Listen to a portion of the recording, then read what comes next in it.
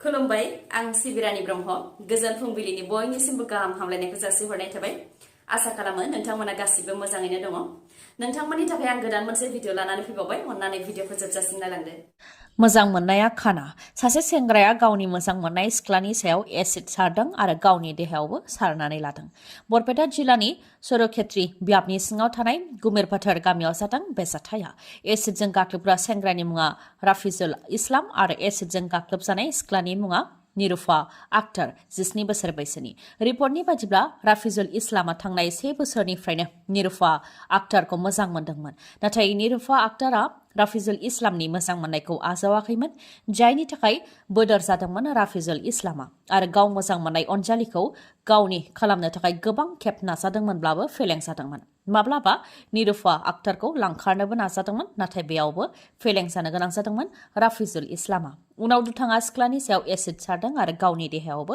Acid सारनानै लादों जायजों सानैबो दा गोब्राब थासारियाव थैनाय आरो थांनायखौ लानानै जिएमसीएचआव फाहामथाय लागासिनो दङ फोरमायथिनाय बादिब्ला एसिडजों गाग्लोबनाय जाथाया मोनानि 8:30 रिंगासोआव जानो मोन्दों जेब्ला निरुफा आक्तारा बुक फेयारनिफ्राय न' फारसे फैगासिनो दंमोन बेयावनो मटर साइकेलजों दुथाङा फैनानै गाव मोजां मोननाय सिख्लानि सायाव एसिड सारदों लोगो लोगो सिख्लाखौ बरपेटा मेडिकेल कलेज एन्ड हस्पिटालावबो लानानै थांनाय जादोंमोन बेनि उनाव गोब्राब जानायलाय जिएमसीएचसिम लानानै थांनाय जादों बेराफारसेथिं सेंग्राया गावनि देहायावबो एसिड सारनानै लादों जाथायनि सायाव बरपेटा पुलिस थानायाव एफआइआर होनाय जादोंब्लाबो दा दुथाङाबो जिएमसीएचआवनो थैनाय थांनायखौ लानानै फाहामथाय लागासिनो दङ उत्तराखन्डनि उत्तरकाशीयाव गुदुं नालायाव नांथानानै थानाय 47 सुबुंफोर जेराव 2 बर'बो दङ बिथांमोननि थासारिया माबोरैहाय दङ 10 सान बारलांबाय नाथाय दिनैसिमबो रैखा खालामनो हायाखै 47 मावसुमाफोरखौ दिनैसिमबो बिथांमोनखौ उदां खालामनो थाखाय नाजानाया जागासिनो दं नाथाय फेलें जादों 10 साननि उनाव गिबि खेबनि थाखाय गुदुं सिंनिफ्राय भिडिअ फुटेज नुनो मोननाय जादों माबोरै दं बेखौ नायनो थाखाय रैखा खालामग्रा हान्जाया पाइपनि गेजेरजों केमेरा सोहरदों 6 इन्सि पाइपनि गेजेरजों केमेराखौ सोहरनाय जादों जेराव मावसुमाफोरखौ नुनो मोननाय जादों खर'आव गोमो गाब आरो गुफुर गाबनि हेलमेट गाननायखौ नुनो मोननाय जादों आरो गावसोरखौ रैखाथियैनो दंखौ फोरमायथिहरदों बिथांमोना बेनिखायनो नखरनिफ्रा गिनो नाङा बे समाव बिथांमोनखौ रैखा खालामनो थाखाय नाजानाया जागासिनो दङ सिगांनि समाव ड्रिलिं मेसिनजों गुदुं बानायनो नाजानाय मेसिना गाज्रि जादोंमोन दा इन्डरनिफ्राय गोदानै मेसिनखौ लाबोनाय जाबाय बेनि गेजेरजों रैखा खालामनो थाखाय नाजानाय खामानिखौ मावगासिनो दङ सोरखारनि फारसेनिफ्रायबो रैखा खालामनो थाखाय नाजानाया जागासिनो दङ फोरमायथिनो गोनांदि पाइपनि गेजेरजोंनो गुदुङाव अक्सिजेन आरो जानाय लोंनाय दैथायहरनाय जागासिनो दङ जायनि थाखाय गुदुं सिङाव 47आबो गाहामैनो दङ गुदुङाव नांथानाय 47नि मादाव 2 बर' मुंफ्रा फारियै रामप्रसाद नार्जारी आरो सन्जय बसुमतारी सानैबो क'क्राझार रामफलबिलनि थागिबि गुदुं नाला बा गुदुं सिंजों लामा बानायफुबाय थानाय समावनो हाजोआ गिसि गानानै हाया फबसिन फैनायनि जाहोनाव बिथांमोनहा गुदुं सिङावनो नांथानानै दङ थांनाय 10 साननिफ्रायनो बिथांमोनहा गुदुं सिङावनो नांथानानै दङ नेशनेल डिजास्टार मेनेजमेन्ट अथ'रिटिया फोरमायथिनाय बादिब्ला भारत सरकारनि गुबुन गुबुन एजेन्सि जेरै NDRF ITBP army engineer SDRF fire आरो इमार्जेन्सि सार्भिस बिआरअ आरो गुबुन गुबुन टेकनिकेल एजेन्सिफोरजों लोगोसे गुबुन हादरनि एक्सपार्टफोराबो बेयाव रैखा खालामनायनि हाबाखौ मावगासिनो दङ गोजोन्थों खौरां नोंथाङा बेकार लाइमोनब्ला आरो साख्रि नागिरगासिनो दंब्ला बे नोंथांनि थाखाय गोजोन्थों खौरां BSF CISF CRPF SSB ITBP AR बायदि बायदियाव रोजा रोजा पस्ट ओंखारदों जेराव एसटीफोरनि थाखायबो गोबां पस्ट दङ गासै 75,768 पस्टनि थाखाय फोसावथाय होदों बेनि मादाव बीएसएफआव गासै 27,875 पस्ट आरो बेनि मादाव एसटी हौवाफोरनि थाखाय 2,015 पस्ट आरो एसटी हिन्जावफोरनि थाखाय 256 पस्ट सीआईएसएफआव हौवाफोरनि थाखाय 412 पस्ट आरो हिन्जावफोरनि थाखाय 63 पस्ट सीआरपीएफआव हौवाफोरनि थाखाय 548 पस्ट आरो हिन्जावफोरनि थाखाय 288 पस्ट एसएसबीआव हौवाफोरनि थाखाय 365 पस्ट आरो हिन्जावफोरनि थाखाय 15 आईटीबीपीआव हौवाफोरनि थाखाय 209 आरो हिन्जावफोरनि थाखाय 66 एआरआव हौवाफोरनि थाखाय 401 आरो हिन्जावफोरनि थाखाय 9 एसएसएफआव हौवाफोरनि थाखाय 18 आरो हिन्जावफोरनि थाखाय 4 गासै हिन्जावफोरनि थाखाय एसटीआव 701 पस्ट आरो हौवाफोरनि थाखाय एसटीआव 3,968 पस्ट एनआईएआव गासै 225 पस्ट जेराव एसटीनि थाखाय 19 पस्ट दङ बेफोर साख्रिनि थाखाय अनलाइन एप्लाइ खालामनाया 24 नभेम्बर 2023 आव जागायजेनगोन आरो 28 डिसेम्बर 2023 सिमाव जोबहैगोन। आनजादा 2024 मायथाइनि फेब्रुवारि दानाव जागोन। आनजादा स्टाफ सिलेक्शन कमिशन (SSC) जों खुंजागोन। बैसोआ 1 आगस्ट 2023 सिमाव 18 निफ्राय 23 बोसोर बैसोनि जानाय जानो नांगोन आरो SC ST आ 5 बोसोर रेहाय मोननो हागोन। सोलोंथाया 1 जानुवारि 2023 सिमाव मेट्रिक पास अदेबानि थाखो 10 पास जानाय जानो नांगोन। गोसो गोनां लाइमोनफोरा बेफोर साख्रिनि थाखाय दानिफ्रायनो थाग थियारि जानो हागोन।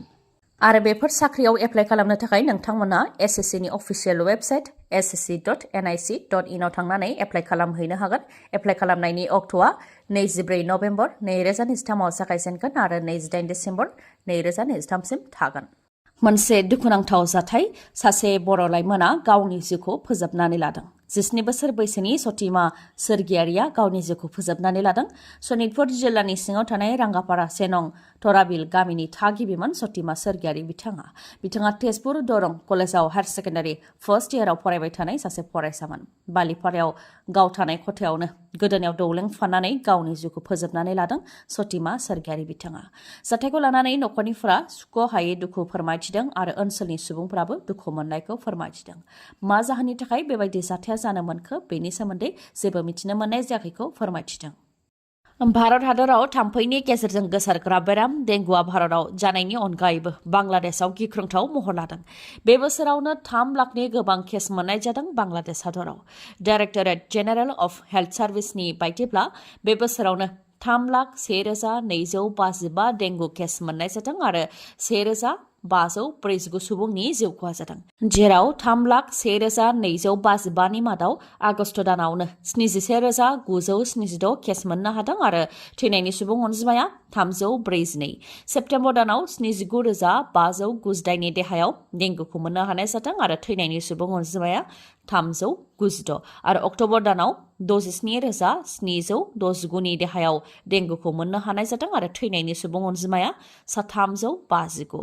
कभिड-19 नि उनाव डेंगु बा थाम्फैनि बेराम गोसारनाया बांलादेश हादराव गिख्रंथाव महर लादों आरो थांनाय रबिबार सानसेयावनो 1,291 गोदान केस मोनदों, जेराव बांलादेशनि देहा फाहामसालिफोराव डेंगु जानाय सुबुंफोरनि बाना जानायखौ नुनो मोननाय जादों आरो डेंगु गोसारनायखौ होबथानायाव बांलादेश सरकारा फेलें जादों बेखौ जों बुंनो नांगोन।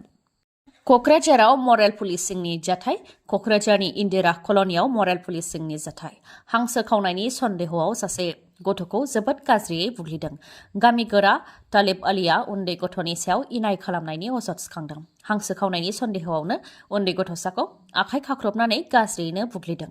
जाथायखौ खौरां मोननायनि उनाव क'क्राझार पुलिसआ जाथाय थिलियाव नुजाथिफैदों आरो उन्दै गथ'साखौ रायजो राजानि आखाइनिफ्राय रैखा खालामनानै लांनानै फाहामथायनि थाखाय क'क्राझारनि RNB देहा फाहामसालियाव लानानै थांदों। नोंथांनि UPI एप जेरै गुगोल पे, पेटिएम, फनपे बायदि बायदिया 31 डिसेम्बरसिमाव बन्द जानो हागौ। नोंथाङा जुदि 1 बोसोरनिफ्रायनो गुगोल पे, पेटिएम, फनपे बायदिखौ बाहायाखैब्ला बेफोर फैगौ 31 डिसेम्बरसिमावनो नोंथांनिया दानजासिगोन। बेनि थाखाय national payments corporation of India (NPCI) आ थार्ड पार्टी एप आरो बेंकफोरनिसिम बिथोन हरदों। जायनाखि गुगोल पे, पेटिएम, फनपे बायदिखौ बाहायनायाव फन नाम्बार थायो आरो बे फन नाम्बारखौ नोंथाङा गोलाव समनिफ्रायनो बाहायासैब्ला नोंथांनि बे गोजाम फन नाम्बारा गुबुन सुबुंनाव थांबायबो जानो हागौ आरो नोंथाङाबो गोजाम मबाइल नाम्बारखौ UPI एपफोरजों डिलिंक खालामालासे गोदान मबाइल नाम्बार लाबायबो जानो हागौ।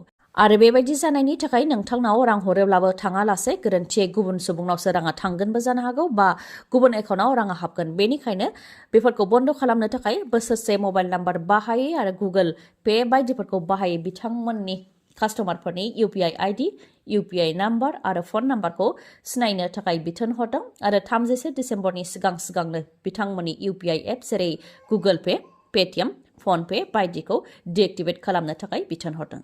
डिब्रुगड़आवबो सानै लाइमोना जायगायावनो जिउ खहा। जोबोद गोख्रैथिजों मटरसाइकेल सालायनानै फैनायनि उनाव मटरसाइकेलखौ सामलायनो हायैयाव टार्निंआव लहानि साइनबर्डआव सौग्रावनानै जायगायावनो सानै लाइमोननि जिउ खहा आरो सासेया गोब्राबै जोखोम। जिउ खहा जानाय सानै लाइमोननि मुङा अभिजित बर'आ आरो रिदिप चेटिया आरो आकाशदीप बरुवा मुंनि लाइमोना जोबोद गोब्राब जोखोम जादों। बिथांखौ आसाम मेडिकेल कलेज एन्ड हस्पिटालाव फाहामथायनि थाखाय थिसननो गोनां जादों। जाथायखौ नुनायफोरा फोरमायथिनाय बायदिब्ला 3 लाइमोनफोरा केटीएम बाइकजों जोबोद गोख्रैथिजों सालायबोदोंमोन। उनाव गावसोरनो गावसिनि मटर साइकेलखौ सामलायनो हायैयाव साइनबर्डनि खुन्थियायाव सौख्रांफैदों आरो बे जाथाया जानो मोन्दों। फोरमायथिनाय बायदिब्ला 3 लाइमोनफोरा केटीएम बाइकजों जोबोद गोख्रैथिजों सालायबोदोंमोन, जायनि जाहोनाव गावसिनि मटर साइकेलखौ सामलायनो हायैयाव बिथांमोना साइनबर्डआव सौख्रांफैदों आरो बे जाथाया जानो मोन्दों। फोरमायथिनाय बायदिब्ला 3 लाइमोना डिब्रुगड़नि लाहवाल कलेजनि हायार सेकेन्डारि फाइनाल इयारनि फरायसाफोरमोन। सावरायनो गोनांदि लाइमोनफोरजोंनो बांसिन जाब्रबथाया जानो मोनो। बिथांमोनहा बांद्राय गोख्रैथिजों गारि बा मटर साइकेल सालायनायनि थाखायनो जाब्रबथायफ्रा जायो आरो जाब्रबथाय जानायजों गावसोर खैफोदाव गोग्लैनायजों लोगोसे गुबुननि थाखायबो खैफोद लाबोयो माखासे लाइमोनफोरा। दिनैनि भिडिअआ एसेनोसै। गाबोन फिन लोगो मोनफिनबावगोन। नोंथाङा जुदि आंनि भिडिअखौ मोजां मोनदोंबा लाइक, कमेन्ट आरो शेयार खालामनो दाबाव। गोजोन्थों।